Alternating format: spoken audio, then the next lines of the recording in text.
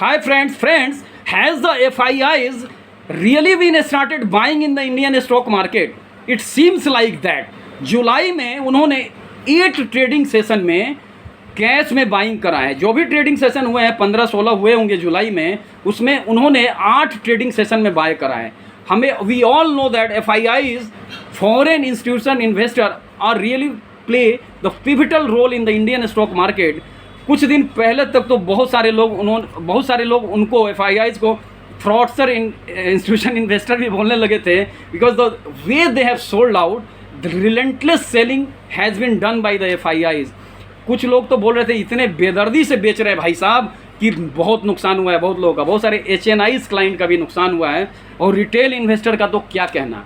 दोस्तों मुझे ऐसा लगता है, आई फॉर्मली बिलीव कि दे हैव स्टार्टेड बाइंग, जो कि उनके फेवरेट जो स्टॉक्स हैं जो भी है, HDFC bank, Bajaj finance, Bajaj Finserv, Kotak bank, HUL, जो भी उनके जो फेवरेट स्टॉक हैं उनमें बहुत ही अच्छी बाइंग हो रही है। बट कोई भी डेटा उनका जो कैश में बाइंग का आया है वो 2000 करोड़ का भी नहीं आया है। सबसे बड़ी बाइंग जो उन्होंने करी है 1800 करोड़ की करी है। हो सकता है फ्यूचर में और ऑप्शन में वो बाय कर रहे हैं, बट ऐसा लगता है कि ये प्री मैच्योर होगा कहना कि FIIs ने बाइंग स्टार्ट कर दिया है। दोस्तों we all know that unprecedented inflation and rising interest rates all over the world by the central bank, whether it's a Federal Reserve, America का बैंक ऑफ इंग्लैंड, इंडिया का RBI, हमको पता है कि जो लिक्विडिटी है मार्केट में उसकी टाइटनिंग की वजह से पूरे दुनिया में FIIs ने जो इमर्जिंग मार्केट है वहाँ से पैसे को निकालना चालू किया। एक साल में FIIs ने 4,10,000 करोड़ रुपए की सेलिंग की, जो कि ऑलमोस्ट आता है $52 बिलियन के आसपास। और पर्टिकुलरली 2022 में तो उन्होंने $32 बिलियन का, यानी कि 2,50,000 करोड़ रुपए की सेलिंग कर दी।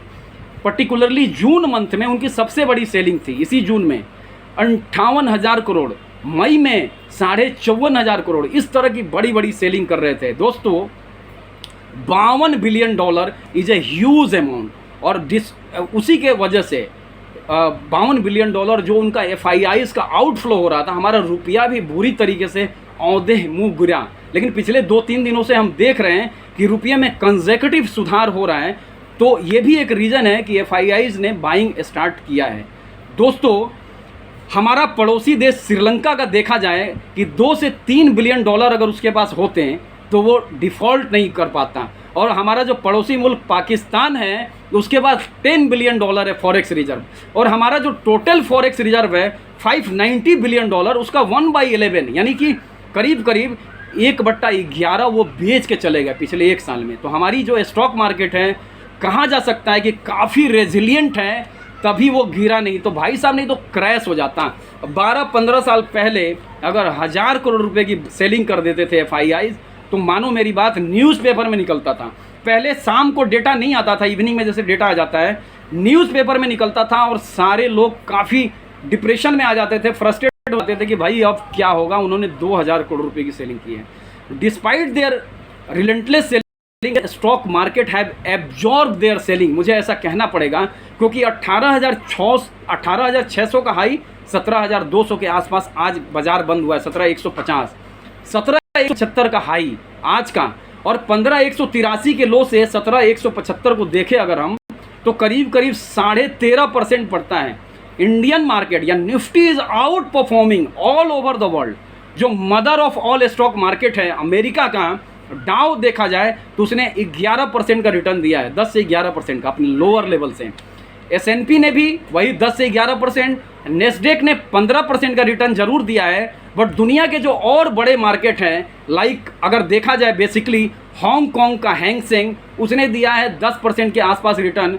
जर्मनी का डैक्स जो कि बहुत बड़ा स्टॉक मार्केट है 8.5%। जापान का निकाई जो कि 11.5 से 12.5% के आसपास रिटर्न दिया है जापान के निकाई ने। और जो फिट्सी है इंग्लैंड का फुट्सी, उसने दिया 8.5%, और फ्रांस के कैक ने दिया है 11% का रिटर्न। तो देखा जाए कि पूरी दुनिया में जो 7-8 बड़े मार्केट है उसमें निफ्टी ने सबसे ज़्यादा रिटर्न दिया है। एट कंक्लूसिव कहा जाए कि अब भी इंटरेस्ट रेट बढ़ रहे हैं, इन्फ्लेशन हो सकता है कि पीक आउट हो गया है, पूरे वर्ल्ड में ये चर्चा है, बट ये भी कहा जा सकता है जो अमेरिका का डेटा आया है कल का, उसमें रिसेशन की जो है पुष्टि हो गई है, रेक्टिफाइड हुआ है कि रिसेशन हुआ है। बट हमारा जो वर्ल्ड का जो फेडरल रिजर्व है अमेरिका का और हमारा जो आरबीआई है, वो सबने बैंक रेट ऑफ इंटरेस्ट बढ़ाया कि डिमांड को कर्व किया जा सके।